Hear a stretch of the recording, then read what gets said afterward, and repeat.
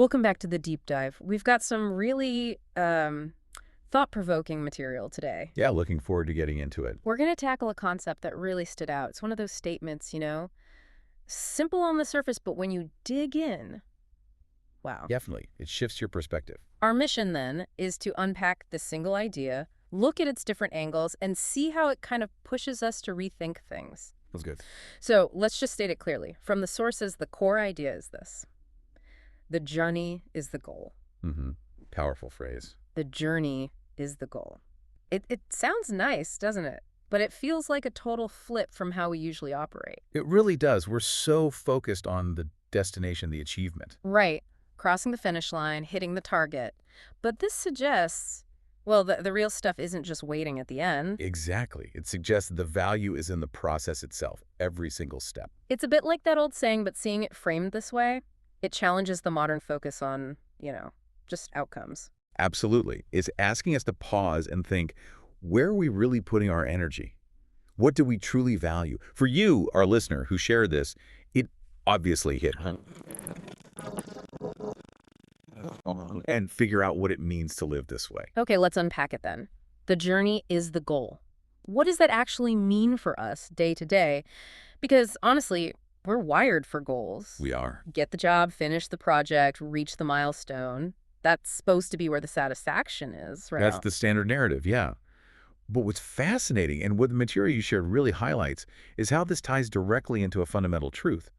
The limited time of life is all we have. Ah, okay, so it's grounded in that reality. Precisely.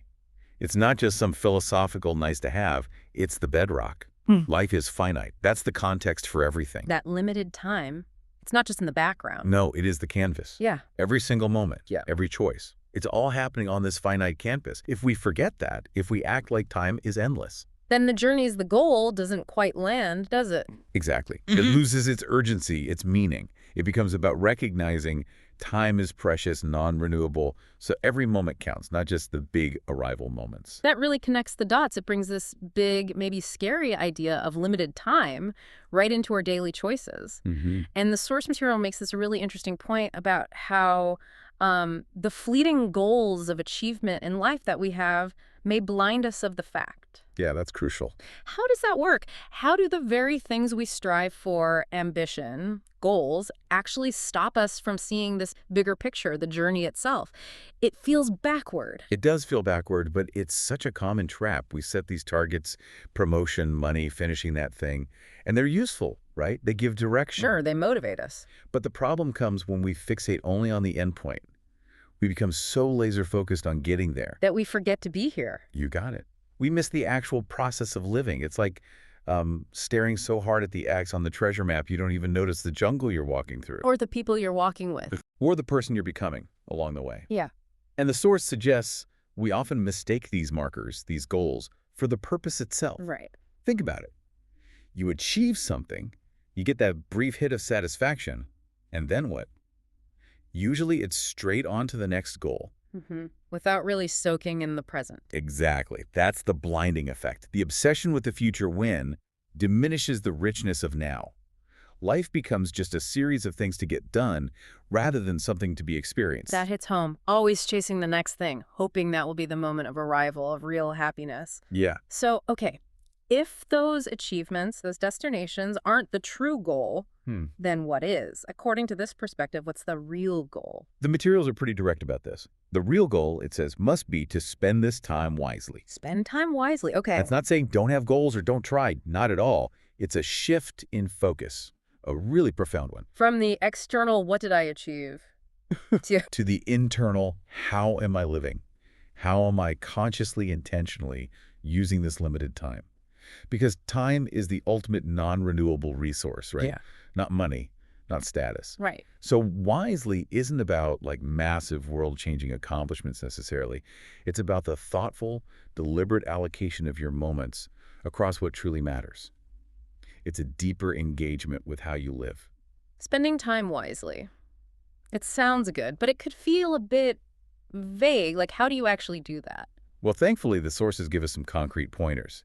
They specifically mention balancing time spent on family, friends, self, work, etc. Ah, okay, so it breaks it down. Tell us more about that balance. Why is that so critical for living Yep. wisely? It sounds like it's about distribution of energy. Precisely. This is where it gets really practical. The materials outline these core areas that need our intentional focus. Okay. So first, family, often our bedrock, right? Deep connections, history, support. Spending time wisely here means being truly present. Not just physically there, but mentally. Exactly. Listening, sharing, putting the phone down maybe, nurturing those bonds. It's an investment in emotional security, in something bigger than just us. Think quality, not just quantity. Makes sense. Okay, what's next? Then friends, our chosen tribe, people who offer different perspectives, share laughs, witness our lives. Community. Yeah, community. It fulfills that need for belonging outside the family. So wisdom here means cultivating those friendships, Yeah. showing up, allowing for that shared joy and support. It's building your village, basically. Important. Then, and this is huge, self. The one we often neglect. You guessed it. Personal well-being, mental, physical health, growth, rest, hobbies, just quiet time. If we don't intentionally carve out time for self, we burn out. Mm-hmm. We lose touch with who we are, and then we have less to give elsewhere. It's not selfish. It's maintenance. It's essential. Taking care of the vessel for the journey Okay. Family, friends, self, and work. and work, yeah. It acknowledges productivity, contribution, livelihood. It's Yeah. important. But the key, the wise part, is putting it in context. So not letting it take over everything else. Exactly. It's part of life, maybe even a source of purpose, but it shouldn't be the only thing defining us or consuming all our time. Finding that equilibrium, that's the art. Making sure one pillar isn't built so high, the others start to crumble. Wow. That really paints a picture. And it brings up a question, doesn't it, for you listening? How is your balance right now? Mm-hmm. Between these areas, family, friends, self, work, where might a little reevaluation bring more wisdom into your journey? Are you maybe over-investing somewhere and neglecting another? That's a very practical takeaway, a personal audit almost.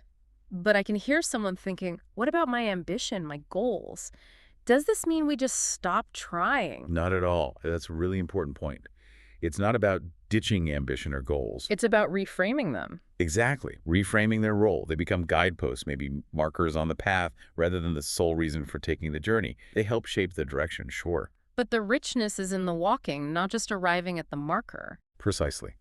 The meaning, the growth, the experience that happens during the process. It's a shift from being destination-obsessed to being process-oriented. Okay, so for everyone listening right now, today, how can adopting this journey is the goal mindset actually change things? Well, it could transform everyday stuff. Right. Mundane tasks become part of the meaningful journey.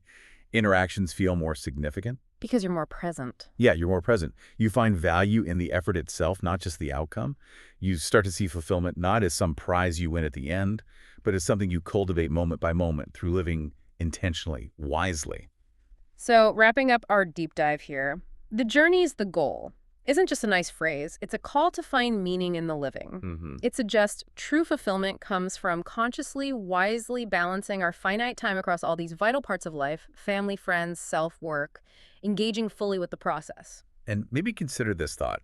If the journey really is the goal, then every choice, every moment, every conversation you have today isn't just a means to an end. It is the end, in a way. It's the essence of what you're achieving right now.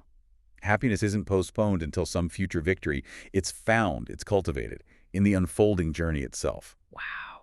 So the question becomes, what small shift, what tiny adjustment in how you use your time today could align your journey more closely with a deeper sense of wisdom and purpose? Powerful food for thought. Yeah. Really powerful. Thank you for joining us on this deep dive. We hope this gives you something to reflect on and maybe helps you see your own journey, well, even more clearly. Until next time.